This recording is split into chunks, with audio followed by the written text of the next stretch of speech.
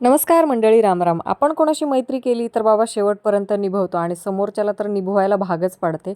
तर आता मैत्रिणीने मस्त पार्लरचा कोर्स केला तर तिच्याशी कसं भांडणार? आता तिच्याशी मस्त गोड-गोड बोलून राहावं लागेल, नाही तर पैसे फुकट जातील ना. पार्लरमध्ये जाऊन कोण एवढा खर्च करत बसणार? मैत्रिणी शिकलेली आहे आणि स्वतःचं इन्स्टिट्यूट असल्यावर, "ये बाईन मला थोडंसं मेकअप करून दे, माझे थोडे केस काप." म्हटलं की मैत्रीण असल्याचा तेवढा फायदा आपण पुरेपूर करून घ्यायचा.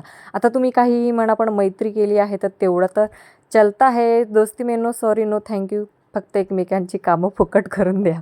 तर माझ्या आणि माझ्या ताईची मैत्रीण म्हणजे जाऊबाईची आणि माझी मैत्रीण मस्तपैकी आमचा हेअरकट करून देत आहे एकदम स्वस्तात आणि खूप सुंदर आणि खूप छान हेअरकट केला.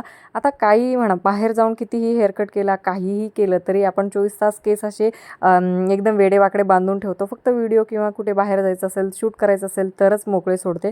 तर आता मस्तपैकी हेअरकट झालेला आहे आणि थोडी शायनिंग मारली नाही तर कसं पचेल? तर मी शायनिंग मारते. तुम्ही सबस्क्राईब करा, व्हिडिओ लाईक करा. टाटा.